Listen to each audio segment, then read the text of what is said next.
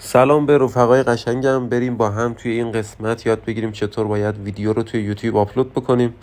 خب این کانالیه که من جدید زدم و اولین ویدیومو گذاشتم و الان میخوام بهتون آموزش بدم که چطور ویدیو جدید توی کانال بتونیم آپلود بکنیم. این برنامه یوتیوب استودیو هست که توی آموزش قبل شما یاد گرفتید که اینو رو گوشیتون داشته باشید و کانالتون رو بهش اضافه بکنید. حالا وقتی وارد یوتیوب استودیو بشین، بالای صفحه یه علامت به اضافه هست که دورش یه دایره است، روی اون میزنیم و از اینجا میگه ویدیو تو انتخاب بکن.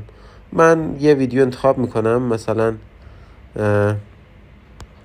اینو انتخاب میکنم و حالا اینجا میگه که جزئیات رو بهش اضافه بکن. روی این عکسی که میبینید بالا سمت چپ یه علامت دایره رنگ عکسه، کنارش هم یه به اضافه است و اگه روش کلیک بکنیم میتونیم تامنیل رو برای در واقع این ویدیومون انتخاب بکنیم. تامنیل همون کاور ویدیو هست که اگر روی این کلیک بکنید و این بخش انتخاب تصویر براتون نیاد، بگه باید شمارت رو وریفای کنی، باید کشور ایران رو انتخاب بکنید، شمارتون رو بزنید، کد تایید بیاد، شمارتون تایید بشه، بعد میتونین کاور برای پستاتون انتخاب بکنید. من روی چنج میزنم، از اینجا این عکس رو انتخاب میکنم و سلکت میزنم. این شد کاور ویدیو.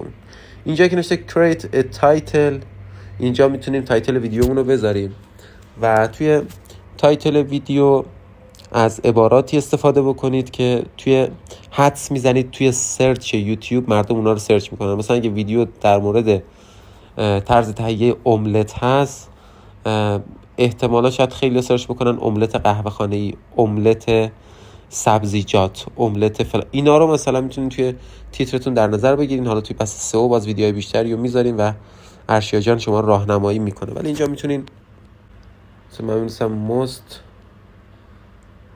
delicious breakfast و یک ایموجی هم میذارم. گزینه بعدی add description هست، توضیحات ویدیوی شماست که اینجا میتونید توضیحات رو بنویسید کامل که ویدیوتون در مورد چیه و در انتهاش از هشتگ های پرطرفدار استفاده بکنید. اینجا یه علامت هشتگ هست، اگه روش بزنیم از هشتگ هایی که پیشنهاد میده میتونیم استفاده بکنیم برای این ویدیو، یا میتونیم خودمون استفاده بکنیم. اینجا بنویسیم صبحانه، ببینید میاد برامون، میتونیم انتخاب بکنیم. 6-7 تا هشتگ پرطرفدار میتونیم آخر توضیحات ویدیومون بذاریم. پس اینجا توضیحات ویدیو رو مینویسیم و در انتهاش هم هشتگ بذاریم. توضیحات رو کامل بنویسید، خیلی بهتره. و ویزیبیلیتی میگه که حالت نمایش این ویدیو چجوری باشه، پابلیک باشه، همه بتونن ببینن، پرایویت باشه و هر کسی نتونه ببینه. میتونی برنامه ریزی بکنی، اسکیجول بکنی، مثلا در فلان تاریخ بیاد ویدیو آپلود بشه، ویدیو روی کانال قرار بگیره از این قسمت. و پایینتر اینجا روی اینو ارشیا توضیح داد که روی گزینه نو بذارین، چون اگه توی یوتیوب کودک بره درآمدتون خیلی پایینتر خواهد بود. و اینجا هم میتونید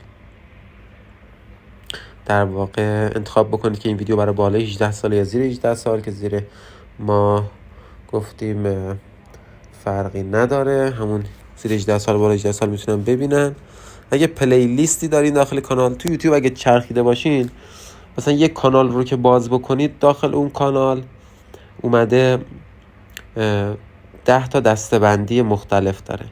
دسته‌بندی ویدیوهای مثلا ورزشی، دسته‌بندی ویدیوهای ماشینی، دسته‌بندی ویدیوهای آشپزی، دسته‌بندی ویدیوهای سرگرمی، دسته‌بندی ویدیوهای ولاگ و غیره. شما اگه دسته‌بندی دارین برای ویدیوتون، اینجا میتونین به در واقع اون دسته‌بندیتون این ویدیو رو اضافه بکنین که ما الان چون هیچ دسته‌بندی نداریم، هیچ پلی لیستی نداریم، به ما نمایش داده نمیشه که بتونین رو انتخاب بکنیم. بعد یه پلی لیست اضافه بکنیم از قبل. و کامنت رو میگه آن بذارید، ما آن میذاریم که هر کسی بتونه اینجا کامنت در واقع منتشر بکنه. و در نهایت ما اگه روی آپلود کلیک بکنیم ویدیوی ما آپلود میشه و همین راحتی ما تونستیم اولین ویدیومون رو توی کانال یوتیوبمون منتشر بکنیم.